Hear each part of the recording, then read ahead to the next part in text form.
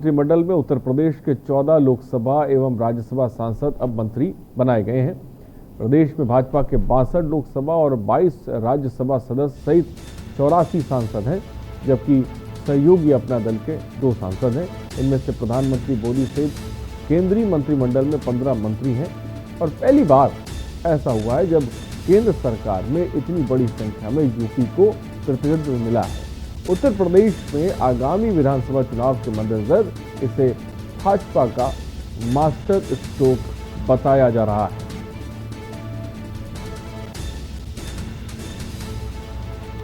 तो 44 मंत्रियों ने शपथ ली, मंत्रिमंडल का विस्तार हो चुका है और उत्तर प्रदेश के लिहाज से और उत्तर प्रदेश में चुनाव के लिहाज से इस मंत्रिमंडल का विस्तार के कई मायने भी निकाले जा रहे हैं। लेकिन जिन मंत्रिमंडल से जो चेहरे हटाए गए हैं वो भी आपको हम ग्राफिक्स के जरिए दिखा लें। बाबुल सुप्रियो, साथ ही साथ देबोश्री चौधरी, महिला एवं बाल विकास राज्य मंत्री, उन्हें भी मंत्रिमंडल पद से बाहर का रास्ता दिखाया गया है। डॉक्टर हर्षवर्धन, केंद्रीय स्वास्थ्य मंत्री, और कोरोना काल में जिस तरह की स्थिति रही उसके मद्देनजर ऐसा माना जा रहा है कि प्रधानमंत्री की नाराजगी और उसके बाद पद से उठना हटा। प्रकाश जावड़ेकर, सूचना एवं प्रसारण मंत्रिमंडल पद से जो चेहरे हटाए गए हैं वो ग्राफिक्स के जरिए आपको बताया। रमेश पोखरियाल निशंक HRD मंत्री हैं रहे और उनको भी फिलहाल छुट्टी कर दी गई है।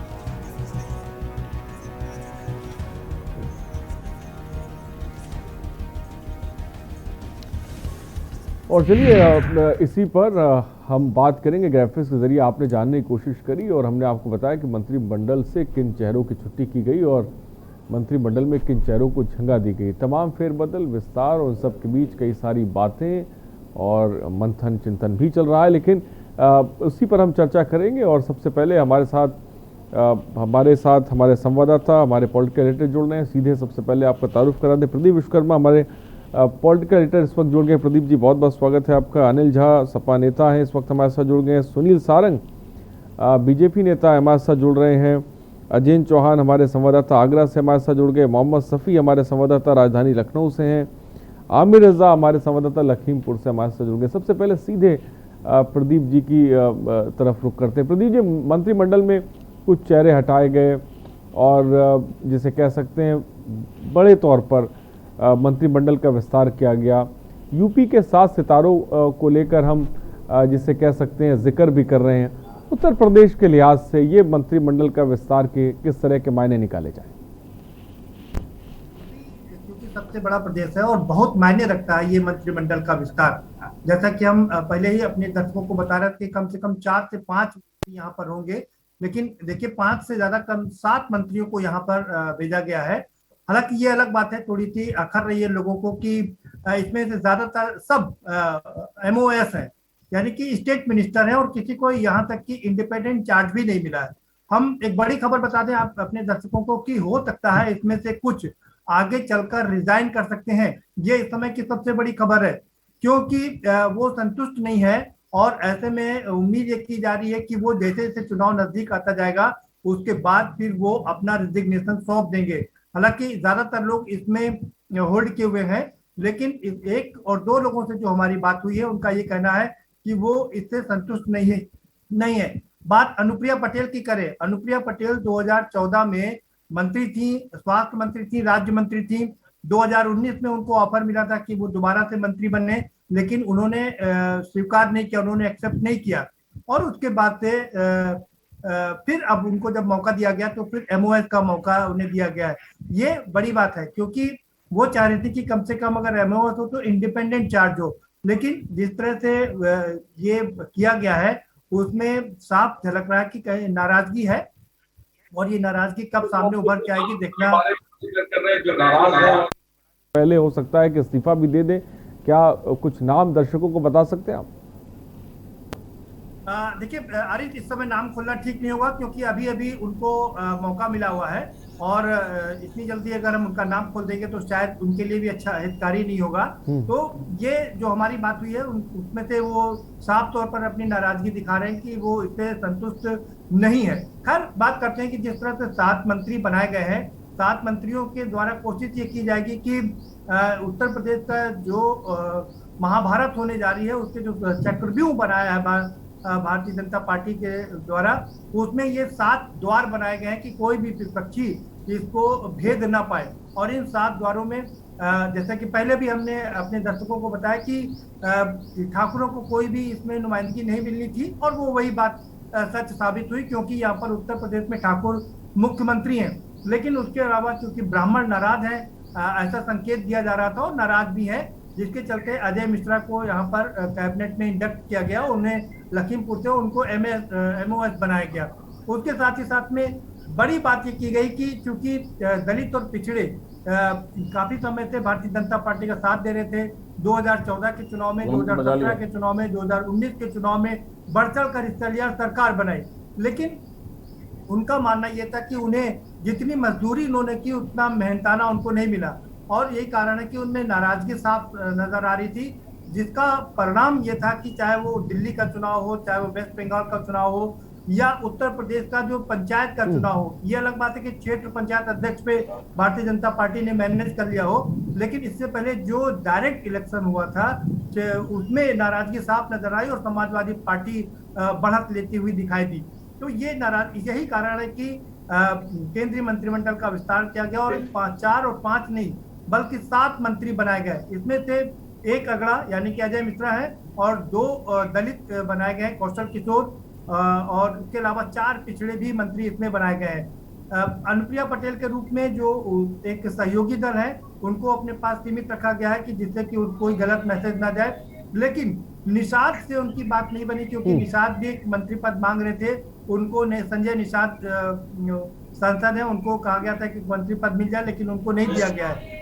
अब इन सब जो लोग नाराज हैं, मैं इतना कहने के बाद अब ये भी कह सकता हूँ कि जो लोग नाराज हैं जिनसे हमारी बात हो रही है उनको संतुष्ट करने के कुछ और फार्मूले इजाद किए जा रहे हैं। ठीक है, तो प्रदीप जी का कहना है कुछ लोग नाराज हैं जो हो सकता है कि इलेक्शन से पहले इस्तीफा दे सकते हैं। वो कौन लोग हैं उनके नाम वो साफ नहीं कर रहे, लेकिन कहीं ना कहीं नाराजगी भी साफ तौर पर नजर आ रही है। ये बड़ी खबर की तरफ प्रदीप जी इशारा कर रहे हैं। फिलहाल हमारे साथ अनिल झा, सपा नेता। अनिल झा, मंत्रिमंडल का विस्तार हो चुका है, शपथ दिला दी गई है। समाजवादी पार्टी इस मंत्रिमंडल के विस्तार को किस तरह से देखती है यूपी के लिहाज से? आरिश भाई, समाजवादी पार्टी इसको ठीक उसी तरह से देख रही है जिस तरह से उत्तर प्रदेश की जनता इनकी कारनामों को, इनके कार्यशैली को और पिछले 4.5 साल से ऊपर की सरकार उत्तर प्रदेश और 7 साल की सरकार केंद्र सरकार को देख रही है। देखिए, क्या है, कहावत है हिंदी में कि अब पछताए होत का जब चिड़िया चुग गई खेत और का बरसा जब कृषि सुखानी।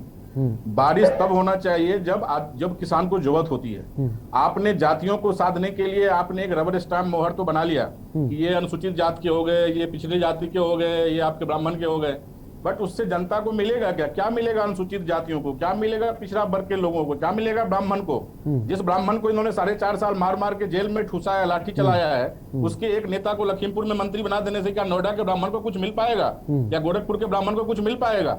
जी नहीं। ये सर्व एक सब्ज बाग है, जनता को भरमाने के लिए, मुद्दों को भटकाने के लिए, अपनी लड़ाई को छिपाने के लिए। और एक चीज और मैं बता दूं आरिश भाई, प्रदीप जी वरिष्ठ पत्रकार आपके हैं, हमसे ज्यादा जानकार रखते हैं।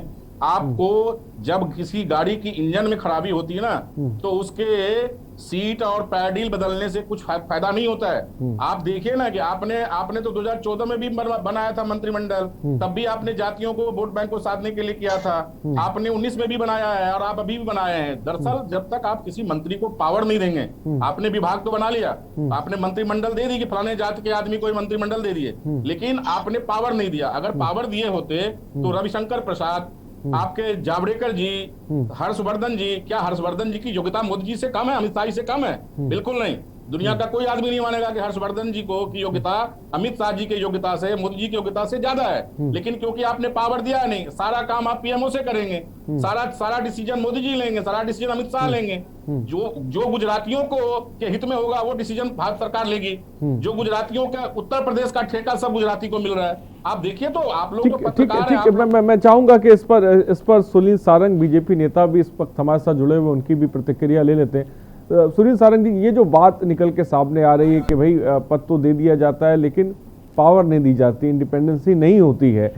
फिलहाल मंत्रिमंडल का विस्तार हो चुका है जिसको लेकर विपक्ष भी हमलावर है। सबसे पहले क्या कहेंगे आप?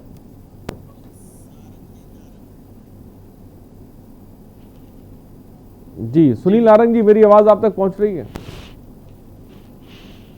जी बोल सकते हैं आप। आपकी आवाज नहीं आ रही है सुनील नारंग जी, हो सकता है म्यूट तो नहीं, अनम्यूट कर लीजिए उसको।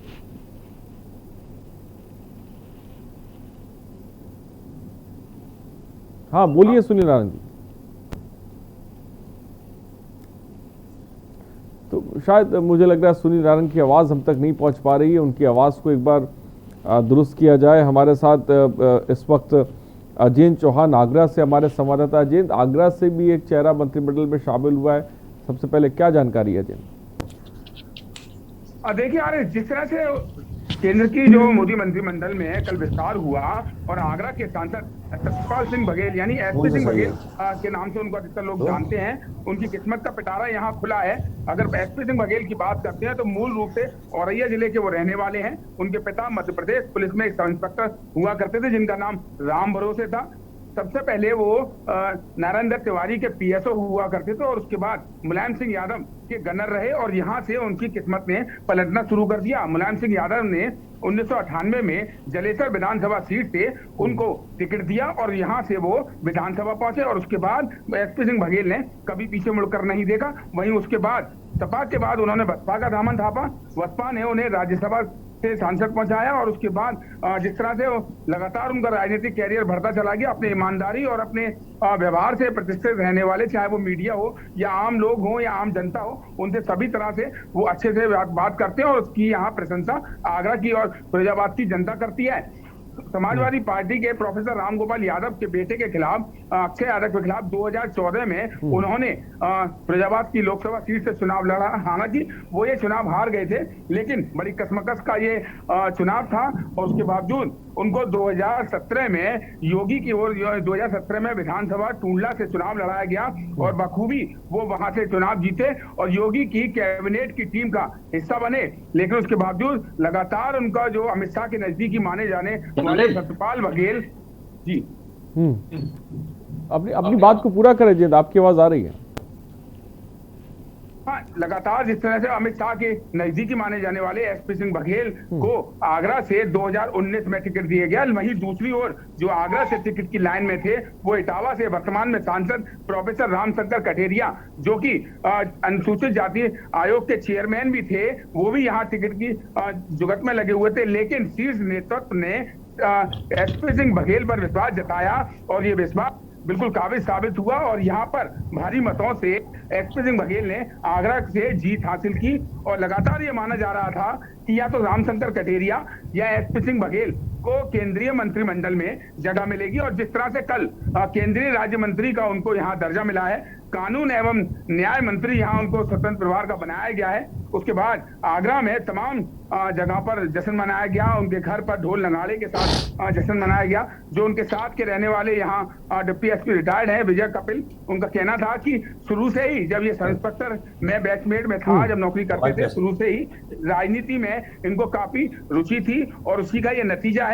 और आज एसपी सिंह बघेल असली मुकाम पर पहुंचे हैं जब मोदी की टीम मोदी मंत्रिमंडल में आज जिस तरह से उनको कल जगह मिली है। उसके बाद आगरा में जो तमाम उनके परिचित हैं या घर के मेंबर हैं, लगातार उनका ये कहना है और आगरा की जनता कि जो व्यक्ति जिस लायक था उसको वो मुकाम मिला है। और जिस तरह से एसपी सिंह बघेल अपने काम में बड़ी बात, अजय वक्त की थोड़ी सी कमी, अजय ने बड़ी बात कही एसपी सिंह बघेल का पूरा राजनीतिक जीवन पर भी उन्होंने एक तरह से रोशनी डाली और इस वक्त आगरा के लोगों में खुशी उसके बारे में जिक्र किया। मोहम्मद शफी हमारे साथ है। मोहम्मद शफी, कौशल किशोर लखनऊ से जिसे कह सकते हैं, उनको जगह मंत्रिमंडल में मिली है मोदी मंत्रिमंडल में। फिलहाल क्या जानकारी है मोहम्मद सफ़ी आपके पास?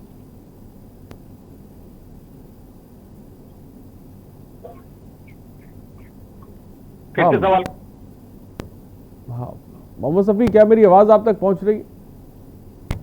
सवाल कर लें जी मोहम्मद सफ़ी, क्या मुझे सुन पा रहे हैं आप?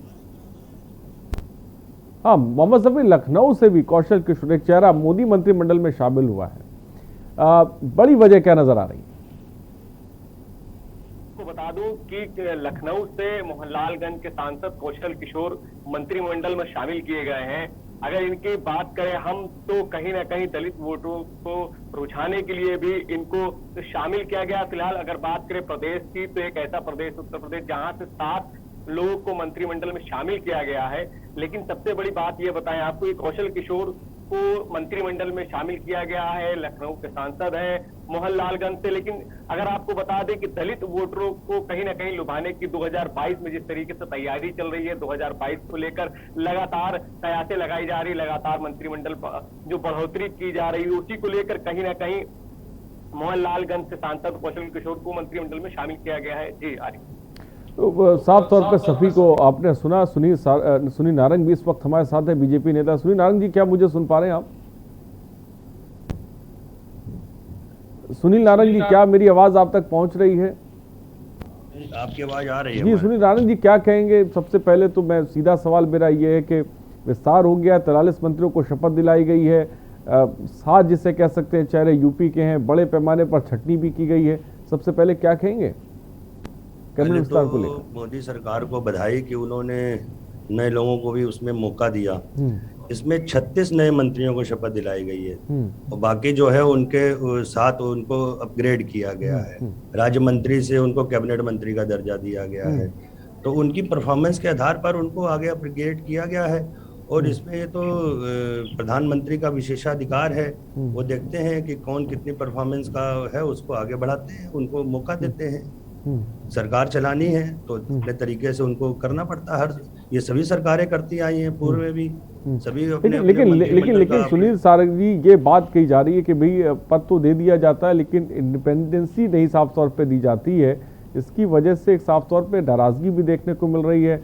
हमारे साथ अनिल झा सपा नेता भी जुड़े हुए हैं जो ये साफ तौर पे बात कह रहे हैं। हुआ है तो अभी से नाराजगी ये कहां से विषय आ जाता है? ये पक्षियों का काम है, उनको बोलना है। उनके पास कौन से ऐसे स्रोत होते हैं जो घर बैठे बैठे उनको कोई मंत्री फोन करके बताता है कि मैं नाराज हूँ? ये तो एक काल्पनिक लोगों की अपनी है। अभी तो नाराजगी का कोई विषय नहीं है। बल्कि नारायण साहब विपक्षी नहीं बोल रहा है, ये प्रदीप जी कह रहे हैं जो वरिष्ठ पत्रकार हैं चैनल पे बैठे। नहीं तो वो नहीं, आपने नहीं बोला, आज कहीं से भी कोई खबर आई? अभी तो 24 घंटे भी नहीं हुए हैं और ऐसे कौन से मंत्रियों ने अपनी बता दिया? इसीलिए तो अनिल नारंग जी, जी ये बात जो मैं कह रहा हूँ, ये जो जिनसे हमारी बात हुई है, जो मंत्री बने हैं, उनके आधार पर कह रहा हूँ। और आप अभी 22 का चुनाव है, अभी 2-3 महीने बाद आप देखिएगा अभी नाराजगी पूरी तरह से उभर करके सामने आएगी। क्योंकि जिस तरह से जी हम लोग देखिए, क्षमा कीजिएगा, कोई भी क्षमा की कोई बात नहीं, आप अपनी बात रख सकते हैं और हर आदमी को अपनी बात रखने का अधिकार है। नहीं, आप सीनियर हैं इसलिए आपसे क्षमा, इसलिए मैं छोटा हूँ कि कोई भी हम और आप दोनों कोई भविष्यवक्ता नहीं है कि हम बता दें कि कल 3 महीने बाद ऐसा होगा, 4 महीने बाद ऐसा होगा। नारंग साहब, देखिए भविष्यवक्ता नहीं है, लेकिन कम से कम राजनीति को देखते हुए ये अंदाजा लगाया जा सकता है, जैसे मोदी जी ने अंदाजा लगाया कि उनका काम नहीं चल रहा है, ये कैबिनेट उनकी सही से काम नहीं कर रही है और यही तरह कैबिनेट चलती रही तो 2022 का चुनाव नहीं जीत पाएंगे या देश में कैबिनेट सही से काम नहीं करी थी ना सारंग जी, इसी वजह से तो कम से कम बड़े बड़े चेहरों को बाहर का रास्ता दिखाया गया। ठीक है, मैं आऊंगा, ब्रेक का वक्त हो चला है प्रदीप जी। फिलहाल यूपी के 7 सितारों पर चर्चा लगातार जारी रहेगी। रुकते एक छोटे से ब्रेक के लिए हम जल्द हाजिर होंगे। आप देख रहे हैं के न्यूज, खबरों का सारथी। जुबान के लिए उड़ चला गैरों की ज़मीं पर, खुशबू अपने पन की ढूंढता औरों की ज़मीं पर, मेरी माटी की ये जुबान, मेरी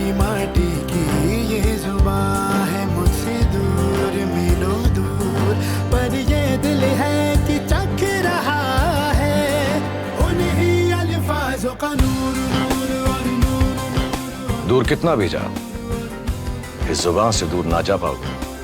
विमल, बोलो जुबान केसरी। आप देख रहे हैं के न्यूज, खबरों का सारथी। तो ब्रेक के बाद आपका स्वागत है। यूपी के 7 सितारे जिस पर हम बात कर रहे हैं, कैबिनेट का विस्तार हो चुका है। कैबिनेट विस्तार के कई सारे मायने भी निकाले जा रहे हैं। हमारे साथ हमारे गेस्ट मौजूद हैं। सुनील जी भी हमारे साथ हैं, समाजवादी पार्टी के नेता भी हैं। हमारे पॉलिटिकल एडिटर भी इस वक्त हमारे साथ जुड़े हुए हैं। और साथ ही साथ हम आपको बता दें, अब आमिर रजा हमारे संवाददाता भी लखीमपुर खीरी से जुड़ गए हैं। फिलहाल सुनील जी, जैसा कि आप बात कर रहे थे, परफॉर्मेंस की बात कर रहे थे, भाई परफॉर्मेंस बेहतर नहीं थी ना, तभी तो बाहर का रास्ता दिखाया गया, और वो भी इतने कद्दावर नेताओं को दिखाया गया जिनके बारे में तो सोचा भी नहीं जा सकता।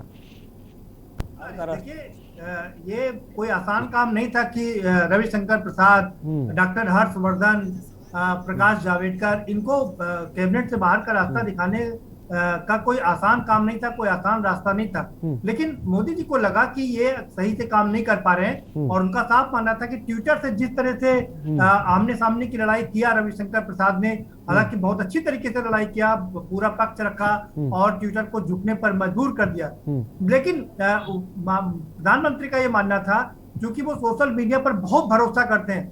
2009 में उन्होंने ट्विटर ज्वाइन किया था, जब बहुत कम लोगों को ट्विटर का ज्ञान था। उस समय से वो ट्विटर के बहुत ही पसंदीदा वो लोग हैं, और लगातार ट्विटर का उन्होंने फायदा उठाया। लेकिन जिस तरह से ट्विटर नाराज हुआ और पूरे विश्व में इसको लेकर के चर्चा रही, तो उस नाराजगी का कारण झेलना पड़ा रविशंकर प्रसाद को, और कैबिनेट से बाहर उनको जाना पड़ा। डॉक्टर हर्षवर्धन की बात करें, कोरोना काल में जिस तरह से उनकी नेतृत्व में टीम बनाई गई थी, लेकिन वो टीम काम नहीं कर पाए, खुद हर्षवर्धन काम नहीं कर पाए। रेमडेसिविर इंजेक्शन की अगर हम बात करें, बेड की बात करें, ऑक्सीजन की बात करें, उसको लेकर के जो पूरे देश ही नहीं बल्कि पूरे विश्व में बदनामी हुई, उसका खामियाजा उनको भुगतना पड़ा। इसी तरीके से प्रकाश जावड़ेकर से जो उम्मीद की जा रही थी पर्यावरण में, वो उन उम्मीदों पर खरे नहीं उतरे, और उनको भी तो यहाँ पर कोई भी सुरक्षित नहीं है। अगर वो ढंग से काम नहीं करेगा तो उसको बाहर का रास्ता दिखाया जाएगा। अब मोदी जी ने एक नई टीम बनाई है। उत्तर प्रदेश का चुनाव है। हमने जैसे पहले भी अपने दर्शकों को बताया था कि जहां जहां चुनाव है, देश में 7 राज्यों में चुनाव है। 2022 के शुरुआत में, यानी कि फरवरी और मार्च में 5 राज्यों के चुनाव है, जिसमें उत्तर प्रदेश, उत्तराखंड। उत्तर प्रदेश में आप देखिए 7 मंत्री बनाए गए, उत्तराखंड में अजय भट्ट को लाया गया है। गुजरात महत्वपूर्ण है, क्योंकि पिछले 2 दशक से गुजरात भारतीय जनता पार्टी के पास में है, लेकिन अब ठीक है प्रदीप जी, वक्त की थोड़ी सी कमी है। मैं चाहूंगा कि आमिर रजा इस वक्त हमारे साथ जुड़ गए हैं लखीमपुर खीरी से। मैं सीधे आमिर के पास चलता। आमिर, यूपी के 7 सितारों में से एक सितारा जो है, जिसे कह सकते हैं, वो लखीमपुर खीरी से, वजह क्या है आमिर, आपसे जानना चाहेंगे। बनाया गया है कि कैसे 2022 जी आपको बता दें कि जिस तरीके से 5 सितारों में लखीमपुर के सांसद अजय मिश्र टेहरी को शामिल किया गया, उनको गृह विभाग से शामिल किया गया है, राज्य मंत्री बनाया गया है, अमित शाह ने अपनी टीम में शामिल किया। सबसे पहले तो लखीमपुर के लोगों में काफी इस बात को लेकर हर्ष देखा जा रहा है, क्योंकि लखीमपुर के इतिहास की अगर बात करें तो यहाँ पर 70 के दशक में राम गोविंद वर्मा को यहाँ मंत्री बनाया गया था कैबिनेट में। इसके अलावा यहाँ पर जितिन प्रसाद रहे 2007 और 2009 में, जो वो इस्पात मंत्री रहे, राज्य इस्पात मंत्री। इसके अलावा टेहरी की अगर बात करें तो 2012 में जब उत्तर प्रदेश के अंदर भाजपा की सरकार, भाजपा के मात्र चंद विधायक जीते थे, उस वक्त भी अजय मिश्र टेहरी विधायक जीते थे निघासन से। उसके बाद लगातार 2 बार ये सांसद रहे। ऐसे में ये उम्मीद थी यहाँ के लोगों को कि जब कभी मंत्रिमंडल का विस्तार होगा तो अजय मिश्र टेहरी को जगह दिया जाएगा, क्योंकि ब्राह्मण चेहरा, जिस तरीके से ब्राह्मण चेहरे पे लगातार दांव खेला जा रहा है, चाहे वो जितिन प्रसाद की बात हो, उनको भारतीय जनता पार्टी में शामिल किया गया है, या फिर अजय मिश्र टेहरी को आगे लाने की बात हो, तो कहीं ना कहीं ब्राह्मण वोटों को साधने के लिए बीजेपी की जो कवायद है, उसमें अजय मिश्र टेहरी को शामिल किए जाने से यहाँ के लोगों में काफी उत्साह है। क्योंकि इनकी राजनीतिक अगर बैकग्राउंड पे बात करें तो ये शुरुआती दौर में जब ये राजनीति में नहीं थे तो इनका परिवार पूरा आरएसएस से जुड़ा हुआ है, और ये जो रामकुमार वर्मा जो मिनी मुख्यमंत्री कहे जाते हैं, उनके साथी माने जाते थे, उनके साथ कंधे से कंधा लगाकर चलते थे।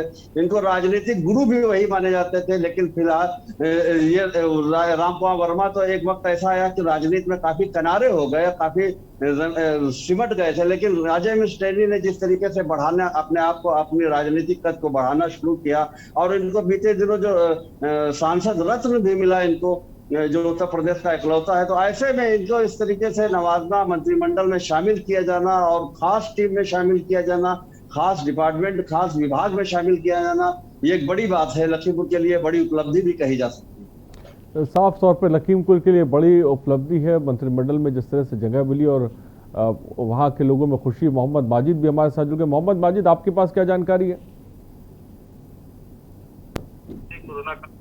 जिस तरीके से अपनी जान हथेली पे रख के मोहम्मद माजिद, क्या मुझे सुन पा रहे हैं आप?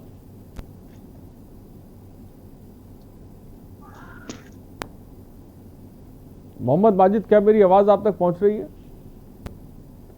हेलो, हाँ मोहम्मद माजिद, क्या जानकारी है?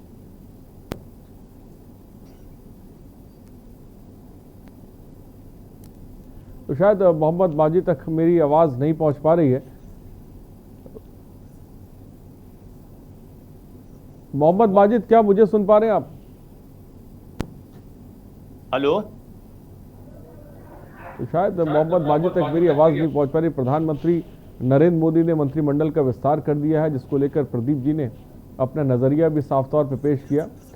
दूसरे कार्यकाल में ये पहला बड़ा मंत्रिमंडल है, लेकिन इस मंत्रिमंडल के सहारे और इन 7 नए चेहरों के सहारे उत्तर प्रदेश का आने वाला चुनाव क्या जीता जा सकेगा, ये अपने आप में बड़ा सवाल है। फिलहाल बहुत बहुत शुक्रिया सुनील नारंग जी हमसे जुड़ने के लिए, अपनी बात को रखने के लिए। प्रदीप जी आपका शुक्रिया, अनिल जी आपका शुक्रिया, आमिर बहुत बहुत शुक्रिया आपका जुड़ने के लिए, माजिद आपका बहुत बहुत शुक्रिया जुड़ने के लिए।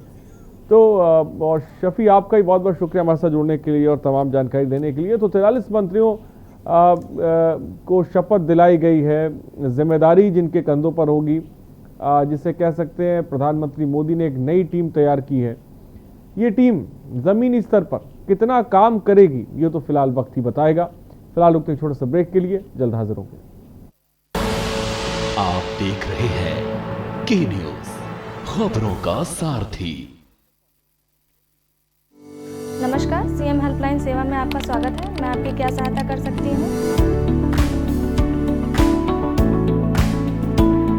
माननीय प्रधानमंत्री श्री नरेंद्र मोदी जी के मार्गदर्शन में योगी सरकार के नेतृत्व में नागरिकों की सहायता एवं सुरक्षा के लिए प्रदेश में विभिन्न हेल्पलाइन संचालित की जा रही हैं। कोविड संक्रमण या पोस्ट कोविड उपचार संबंधित चिकित्सकीय सलाह के लिए 1800-180-5145 पर संपर्क करें। एम्बुलेंस सेवा के लिए कॉल करें 108। गर्भवती महिलाओं एवं नवजात बच्चों को मेडिकल इमरजेंसी में एम्बुलेंस के लिए 102 पर संपर्क करें। मैम, मैं रेणुका बोल रही हूँ। एक लड़का एसिड लेके मेरा पीछा कर रहा है। आप परेशान मत होइए, आपको तुरंत सहायता पहुँच रही है। महिला सुरक्षा से संबंधित किसी परेशानी के समाधान के लिए 1